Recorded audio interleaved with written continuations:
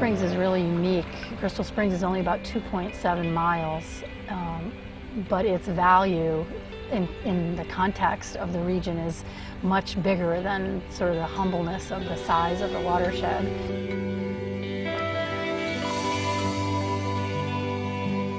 Crystal Springs is a big focus within the city of Portland and a commitment from Reed College as far as recognizing that in the city of Portland this is really the last system that provides such a wide range of habitat use.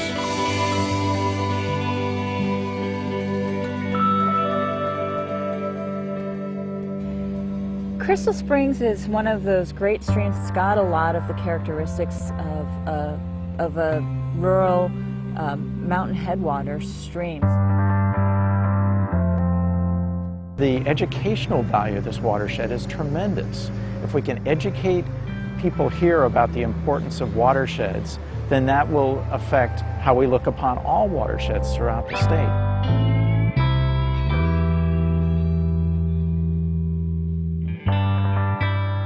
I feel connected to nature and to the real world.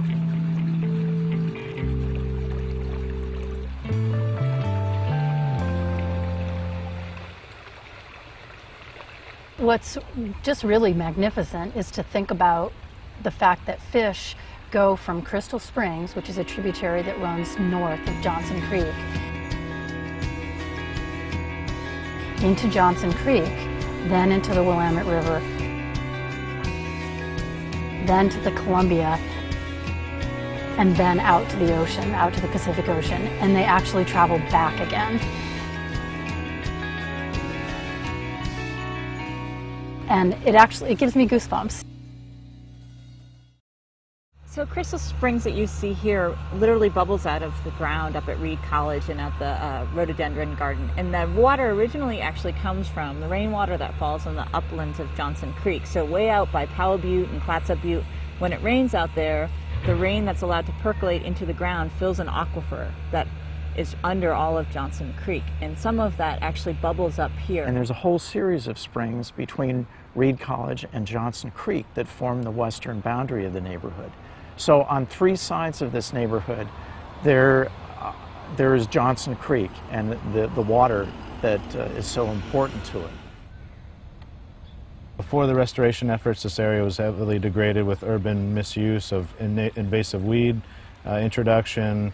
It was a dumping grounds of concrete and other waste products. This canyon used to be full of blackberries. It used to have a concrete channel that took some of this lovely spring water down to the lake, and really wasn't very good for fish.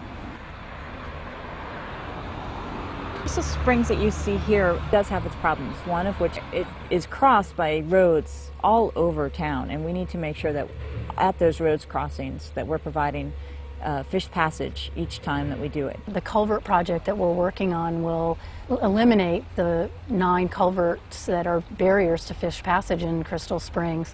We dewater the stream so that the construction crew can work in a dry area, and when we do that, our biologists come out here and they actually rescue all of the fish and move them to other parts of the stream where they live. What Reed College has done here is taken a stream that was highly, highly constrained and very, very urbanized and tried to give it back a little bit of its complexity, allow it to meander and to pull the groundwater out from the area around it. The great thing about Crystal Springs is that it's got just these beautiful gravels in it, and the gravels really incubate a lot of the bugs that salmon need to eat and feed on. All of this wood here is just critical for fish. It slows the water down, it gives them a place to hide, it gives them some respite. It also cools the water down, which is really helpful. The Watershed Council has ongoing programs with schools to bring kids from the classroom out here to learn about how restoration works and the importance of these areas to fish and wildlife. There's opportunities for education with our students and students from K through 12, and it's a unique setting where you can come in and do urban stream monitoring and basically make a educated assessment on the health of the system.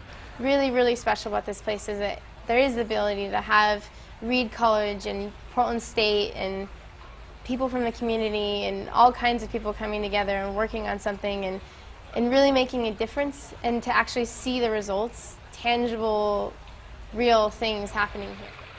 What's really unique and quite fabulous about Crystal Springs, in addition to the natural resource features, is the incredible community that surrounds the creek and resides in the watershed and works and goes to school in the watershed.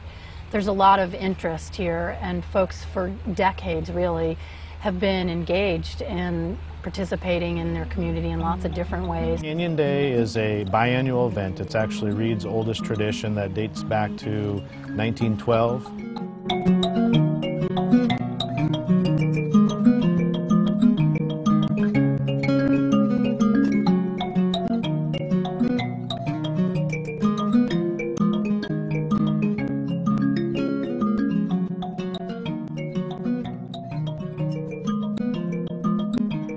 An opportunity for the community, so we have a mix of faculty and staff and students, neighbors to all come together, celebrate the canyon, and basically make a change, a little change for the better over a long period of time, and that sort of cumulative effort is what has made the canyon what it is today. And so it's a good opportunity for the college to share this space. It's not just Reed's Canyon, it's all of our canyon, and we're all caretakers for it one way or another.